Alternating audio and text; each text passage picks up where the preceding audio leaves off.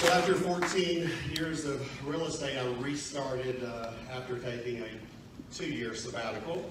And I got into coaching because I needed more accountability. I had huge bills, of course, from cancer and not working for a while.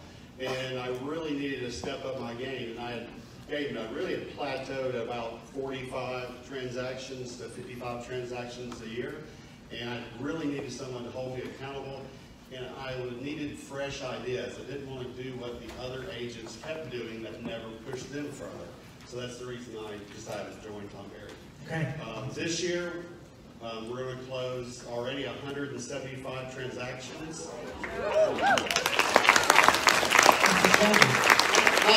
too bad. So every year I've gained over and over again, from first year 75 transactions, 125, and today sitting at 175. We'll probably close out the year at 185 transactions. So coaching is really, really worth it. It helped push me and elevate me in my business. It's amazing. Thank you, Carl, for sharing. Jasmin. Hi, I'm Jasmin Bradley. So I am originally from the Dominican Republic. I speak Spanish. It's not personal, right? It's about business. No, it's about both, because your life is your business. Like, it influences totally. So just tell us about you. Awesome. So I have 7 children. I have a blended family. So when it comes to the time thing, definitely you have time. You just have to make a priority. Another thing is my husband and I were prior military. We have a husband and wife team. And we started coaching because, well, I mean, if the 7 children is not enough, then we started coaching because I really wanted to make it. Like, I really remember, like, hiding in a closet just to make the decision of getting coaching, because my husband was going to kill me if I found out that I paid for that. And I definitely, you know, when they connected me with my coach Paul is amazing. And it was just like, it goes from my husband wanting me to like cancel Tom Ferry altogether, you know, like, no, you're going to cancel that. What are you paying all that money for? And you can't do this on your own. So like my coach actually pulling him in and explaining the process and making him a believer to the point that he has his own coach now. It's just like amazing. So definitely we went, just to tell you a little bit about the business, we went from, I got my license in August of 2014, and I closed 1 deal in December, 1 deal. And then after that, I had a whole year to try it on my own. I closed 27 deals, and then I made the decision to join coaching. So then after that, we tripled our transactions every year. And so right now we went from that first time of coaching at 160,000, and then we had, the next year was 300,000 last year, and right now we are at 390,000 closing pending, and we're about to finish about roughly $420,000 GCI. Hey everybody, my name is Glazer. I'm from New York City. Just came a long way from home. Never been to North Carolina. New York City, as you might know, is a slightly competitive market. There's like 10 million agents. So my business is a bit interesting. I'm actually born and raised New Yorker. It's something I like to mention because I think it brings a lot of value. Grew up in Manhattan, and that's where our business is. I have been in the business 10 years, so I've actually been an agent since I got out of college. So this has been a full-time career for me from day one. It's been great. It's an incredible business, and I'm very fortunate to have been able to jump into the business right after graduate school. I went to graduate school for Shakespeare studies, so obviously a natural evolution into real estate. Perfect segue. And so, yeah, I've been in the business for 10 years, as I said. This year we'll close around. New York City is a little bit different. We're not really big on massive amounts of transactions, so we'll sell about 35 homes this year. And I think we'll probably close the year around 2.1 million GCI.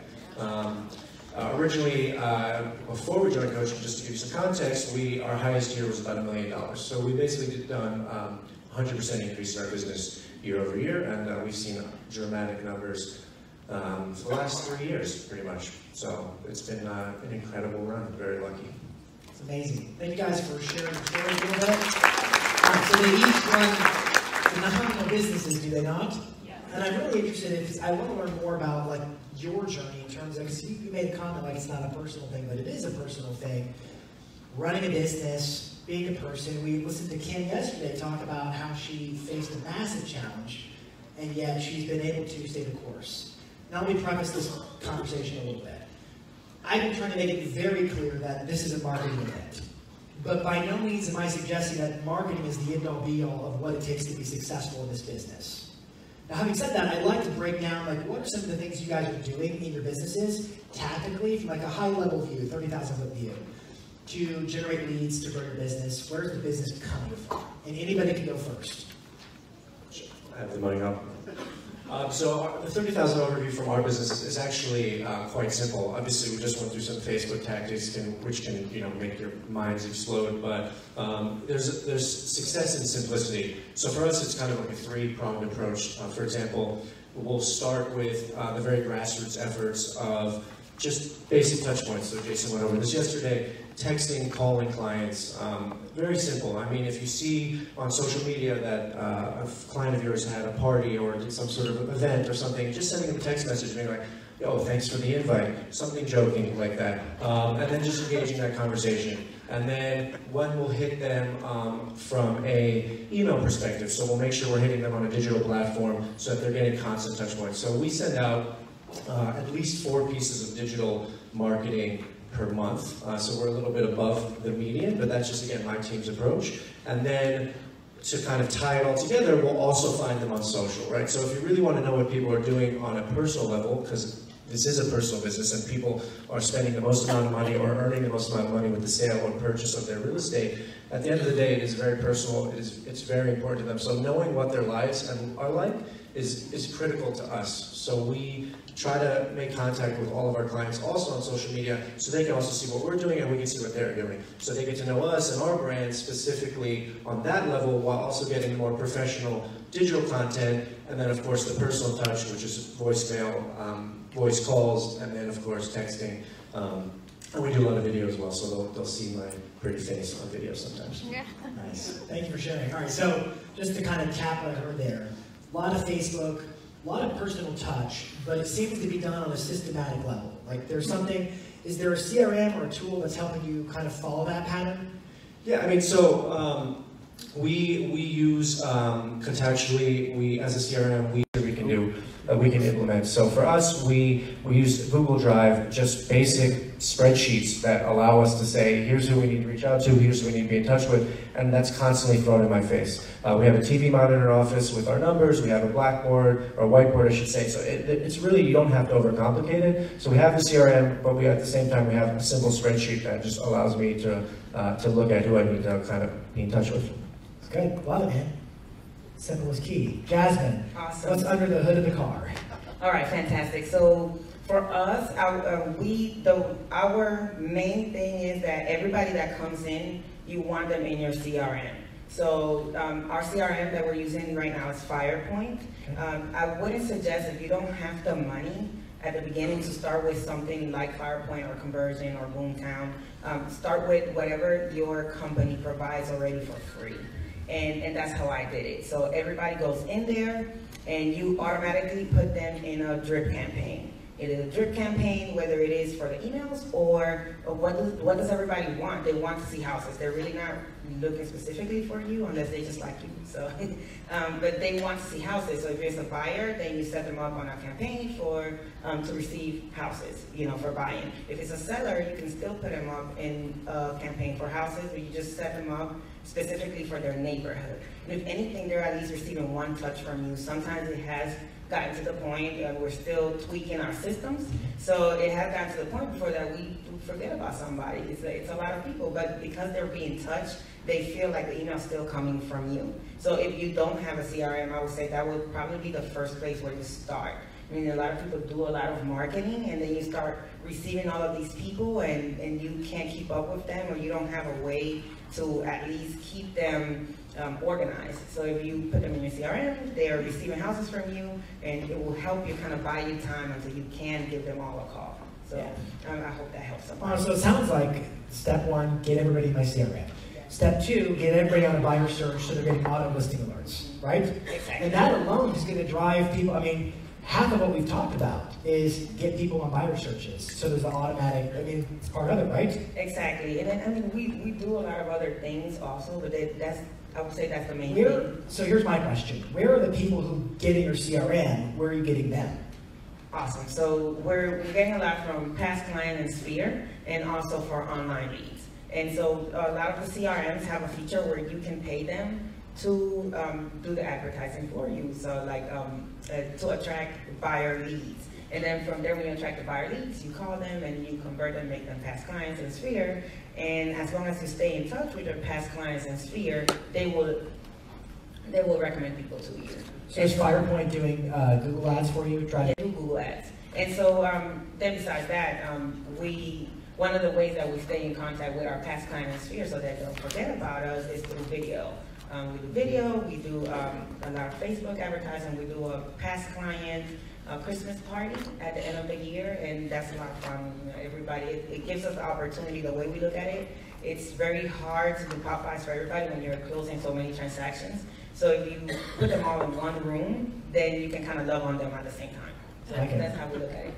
Nice. Hey, Jay, I got one follow-up on you real quick. Is that all right? Before I go to Carl? So a lot of what you're doing, so like you guys both kind of described a similar thing, which is once people get in my database, I stay in touch, which we talked about. Text, email, phone, video on Facebook, whatever it takes. How are you getting people into the system, into the CRM? Yeah, so for us, the foundation of our business has always been sphere of influence. We just constantly out there. I'm constantly out there. I focus on a lot of business to business. I focus on a lot of just really retargeting past clients. I think something that Jason said yesterday, which is I think super important, which is you have to come from a position of value and service. So I fundamentally believe that I'm helping my clients and I will be helping their friends and family members. So I'm very, very aggressive in asking for the business. I mean, I'll straight up send a client a text being like, I expect 3 referrals from you this year. And quite frankly, oftentimes they'll say, oh my God, I'm so sorry, I'm falling behind. It's a true story. So I think, but it's because I genuinely, fundamentally at my core believe we're providing value to them. So it doesn't, I've never thought for 1 second, oh, this feels salesy or I'm soliciting something. I say, you know, I want to be helping the people that you know, so send them to me. So for us, sphere of influence is a massive, massive part of our business. But since this is Marketing Edge, I will say one thing that I think have done really well is try something. Part of the Tom Ferry ecosystem is like, try it and fail. Tom, many years ago, said, just download the app and play with it, and if you don't like it, delete it. And people were like, oh, I don't want another app on my phone, oh my God. And I think you just have to see what works, and if you catch something, great. If you don't, move on to the next. So for us, to be market-proof, because everybody, I think pretty much across the country is talking about a shifting market, you have to be able to have different pillars. So for us, direct mail marketing, splash page marketing. I mean, we've gotten multiple listings this year just from people putting in a home valuation search. That's not something I think many people in the city are doing, but that's something we've actually generated legitimate converted leads from. So for us, sphere of influence is our core, but putting people in our system now is all about just a complete diverse array of options. And I think you have to be willing to experiment and try those things. Nice. Thank you for adding that, Jay. All right, Carl. Yes. Tell us about where you get your business from and how you do all that. What's your marketing strategy? So we have a strategy of online leads. We do farming, which I love farming and open houses. They're wonderful. Do it. And sphere of influence. And I'm a big, big open house person. So many agents hate open houses. And I hated them too before I joined Tom Ferry as well. Because really I didn't do anything besides just listing it on the MLS that the open house was going to occur. And I didn't think about I need to be planning 2 weeks in advance for these open houses. And my coach and other people in the Tom Ferry organization shared ideas, and I took those ideas, changed it to my market, and I'll never forget one house where I had 150 people come through. I got 5 listings that next week. Thank you. The best part of it was the other agent that dominated that farm started calling those people and asking her, why did you go with Carl? You know he charges the full 6%. I would have given you 1% less. And they said, Carl does it different. Carl's willing to put in the time. Did you not see how many people came to that open house and they had multiple offers? So I'm a big proponent of utilizing those open houses to get listings, and it's easy to double in those transactions as well. I just closed one last month where I was the agent on both sides, and it's because I was at the open house and I sold the home to that buyer, and then I get to list their house too. So they're crucial. Just really, you don't have to spend a lot of money, and it's easy money. And you go into a farm that you're farming, and people, they don't even ask for a reduction in commission. They know you're the authority. They know that you are closing those deals. Last year in one farm, out of 64 transactions, I did 24 of those. Wow, nice. That's nice. Rockstar. Facebook is so simple. It is so easy to get viewers to look at your post and to get clicks. And sometimes it's easier just to pay someone to do it, but they're not in your local market. And I'm spending $30, $50 and getting 10,000, 12,000 views and 3,000 engagements, 200, 300 clicks that end up going into the database. It's really easy, and sometimes when you try too hard and make too much information in that post, you won't see a return. But I have a ISA that has started putting simple things and little wording and putting the right pictures in the right places will start an engagement. I'll never forget my ISA, the first month she was in. She posted on BombBomb a video to 4,000 people, and it was still linked up to my primary account. So I'm going down the road, and literally 800 people opened that post that she sent through BombBomb. And so we had a discussion of taking me off that account because I couldn't see any of my emails because it was getting buried between those lines. And her post was so simple. It's just really easy to do it. And I encourage you to do that because you're getting in front of everybody, and you can market. And even though Facebook has made some restrictions, what you can do is scrub the areas that you want as far as demographics and areas. Remind is a great tool that I'm starting to use, where I can go in and I can, instead of mailing out to 500 people, I can build that down to people that have been in their house for 7 to 10 years.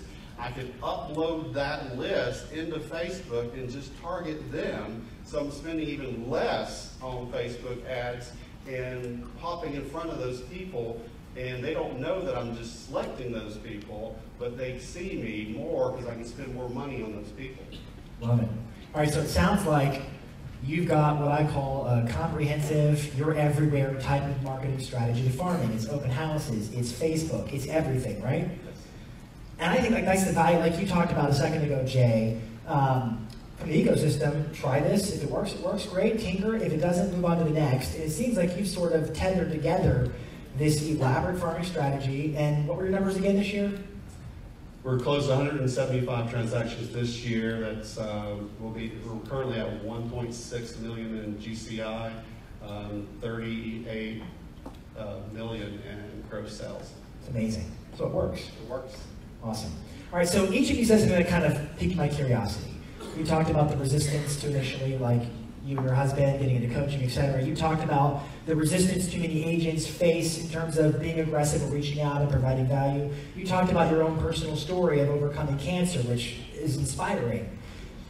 what I think is significant to discuss is there's a mentality it takes to be a winning entrepreneur in this business. What would each of you, from your own vantage points, what would you say to this group here in terms of, the market's shifting, the technology's changing, the status quo is changing. There's a lot of things that are changing, which we alluded to. What would you say is the mentality that every one of these folks here should adopt in 2019 to continue growing their business? What's the mindset? So my mindset is, I'm not going to do what the others are doing. I want to be different. I want to think outside the box. And what I really love about this ecosystem is everyone is so willing to share what has worked for them, and they don't just tell you in details, they'll send you the file. Like, you don't have to worry about doing the artwork. Here is the file, go change it, use it, and they're happy with that. And it's so unique when you're in a large brokerage or in a market where people are competing against you and you're not sharing any ideas. It's life-changing. It saves so much money by just being able to share with other top-producing agents that may not be in your same market, but they're in a similar market somewhere else, and they've tried it and either failed, and they'll tell you how they failed, or how this works and how I would tweak it, and that has just been so beneficial for me. And you need accountability.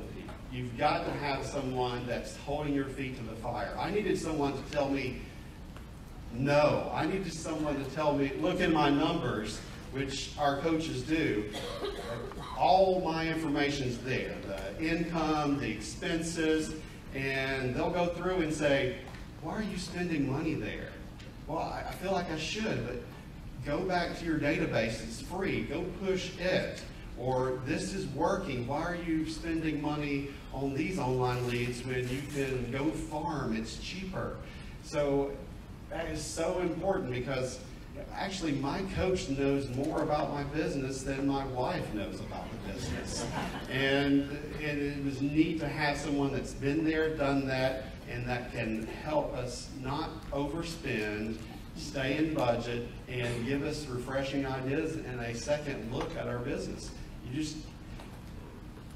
You can't put a dollar of value on that. You just cannot. I mean, I have failed so many times and learned from that, but by being in coaching, I've seen others fail, and I'm not having to reinvent the wheel when I'm just given the wheel and say, run with it. Love it.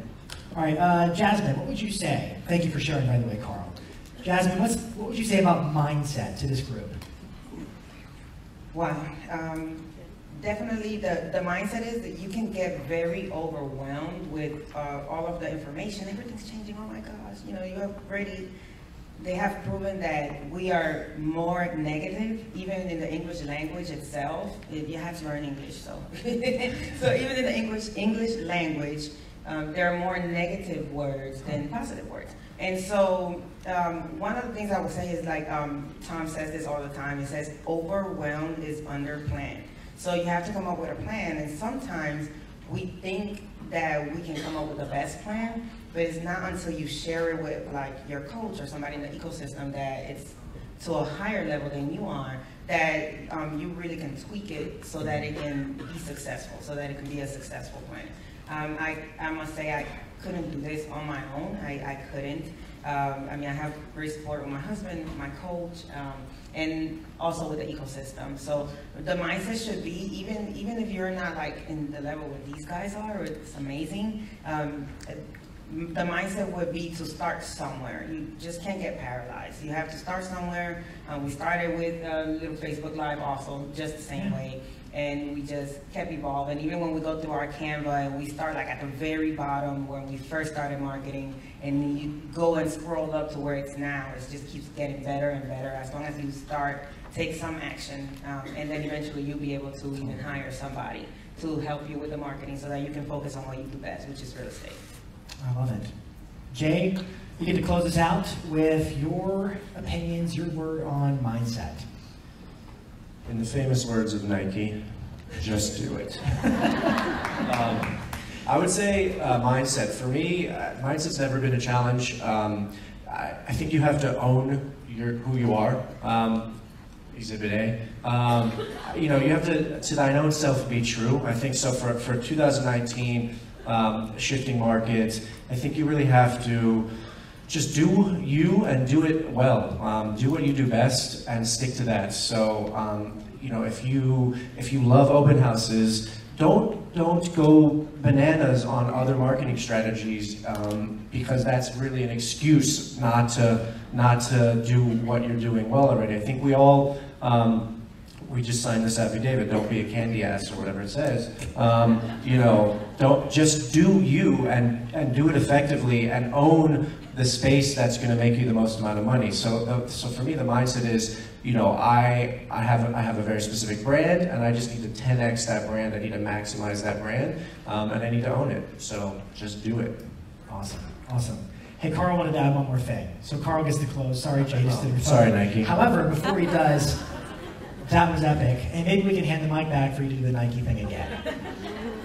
Go ahead, Carl. I just wanted to, I know there's people out here that are struggling that, listen, I had all my dreams of what I wanted, I had achieved. I had the huge house, the 10,000 square foot home, everything I wanted, the cars, everything, and it all got wiped away with cancer. I went down to zero.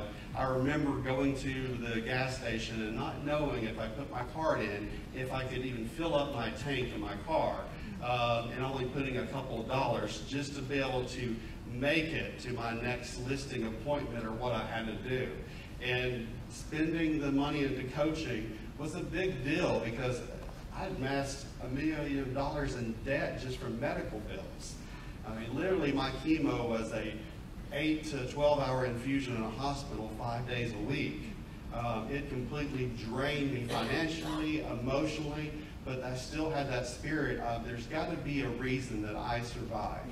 Out of 5 adults that had the rare cancer that I had, that was diagnosed that year, only 2 of us survived. So I realized I was not just going to be an ordinary agent. I was not on this earth and go through that pain and struggle for nothing, that I was going to dominate, and I needed someone to help me, and coaching did that.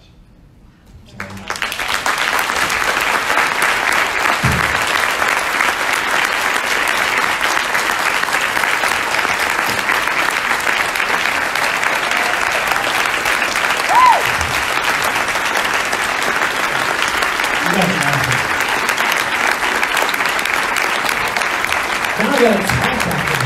That's exciting. Gotta gain composure. You guys are amazing. Thank you for being here for this panel. These folks are a wealth of knowledge. They came here to share. They didn't have to share what's under the hood of their businesses. And it's not just about the business. It's about the life that is being lived as a result of the business. So thank you guys for being real, for telling us your opinions and sharing your story. We appreciate it. Let's give them a round of applause one more time. Thank you guys. Thank you so much.